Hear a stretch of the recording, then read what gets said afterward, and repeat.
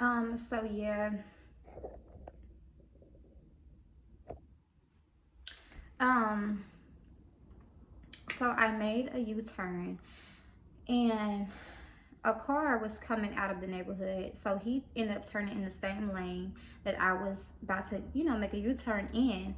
So I got from behind that car to get in front of him. Now, mind you, it's only us two on the road. So when I got back over in front of the car, it was wet that night. So the car hydroplaned. And by it hydroplaned, I braked. Like, I mean, of course you're not supposed to brake, but I'm going from side to side. Only thing I'm trying to do is just stop the car. So, to tell you the truth, I didn't even know what I was hitting. Like, I guess I literally had like a whole blackout. But I was going from this tree to that tree. So I ended up hitting two trees. In the midst of that, I do believe that maybe my mouth hit the steering wheel. Um, that's the only thing I can really say. Because I know or maybe the airbag could have even, but that's the thing. I got out safe. Like, I don't even remember the airbag popping out, but some way, somehow, when I got out of the car accident, my teeth were still in. Like, I still had them. Um, so I'm sorry, I'm getting sidetracked.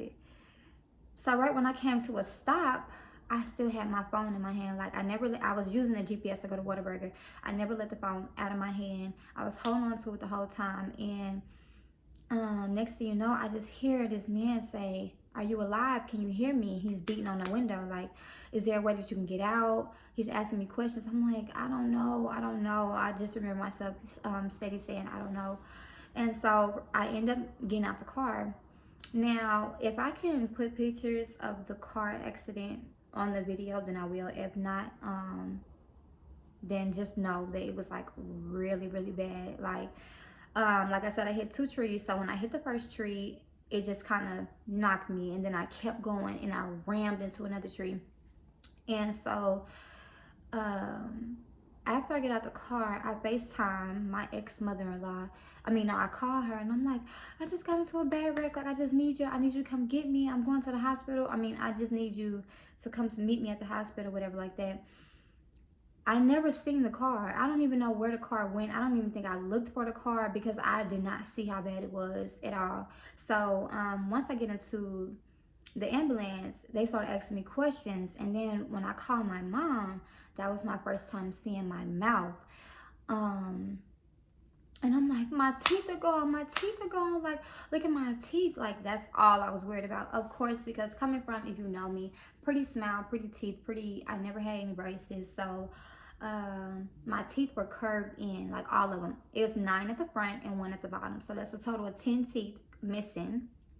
Um, so I'm crying. And my mama, when I FaceTimed her, like, she was like, Jaleesa, like, it hurts. It hurts me now that I'm a mother. It hurts when your child is in real pain, like real life pain. Like, it hurts to see that. So, they're just asking me questions. I ended up having to get life flighted. My stomach was bleeding inside out. They were just basically saying, it wasn't a chance. Like, but I'm steady asking, I'm steady praying. I'm just like, okay, I'm sorry, I'm getting all distracted. Okay, so when I'm getting life flighted, I start to feel like my eyes, I'm trying to keep my eyes open, but I'm starting to just feel them like slowly roll.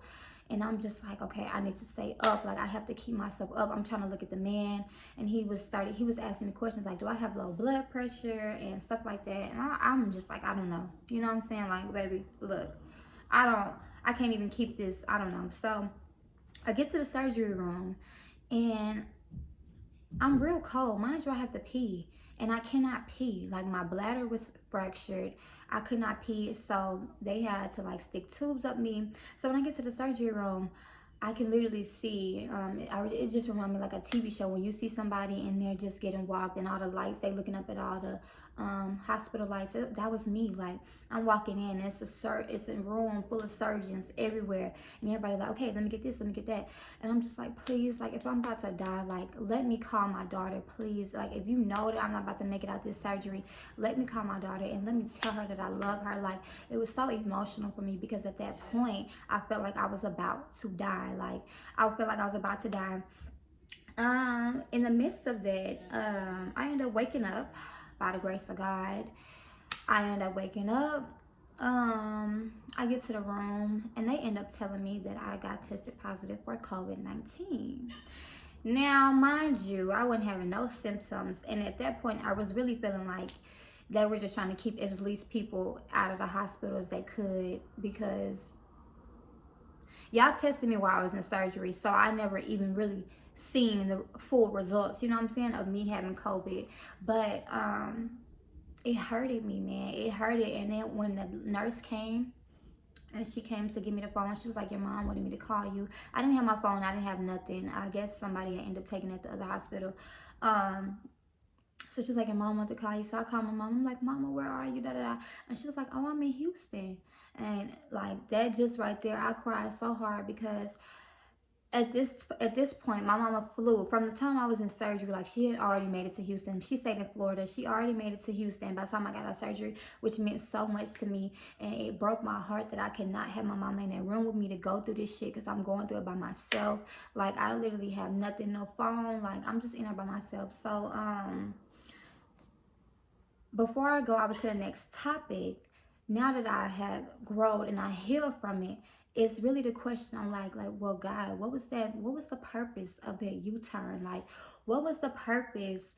Like, you know what I'm saying? That just made me feel like I need a whole U-turn of my life. Like, I have to, like, this is meant to be, I was meant to get built back up from the scratch, like a whole new person, a whole new journey, whole new life.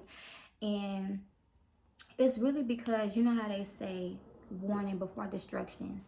So all the signs, all the things, all the people that I had around, all the people that I was giving love to were out to get me, and I ignored all those signs. So let me tell you this. So I get my phone finally. I get my phone like the next day. Oh, and mind you, when I woke up from surgery, I had no teeth. So I was really depressed about that.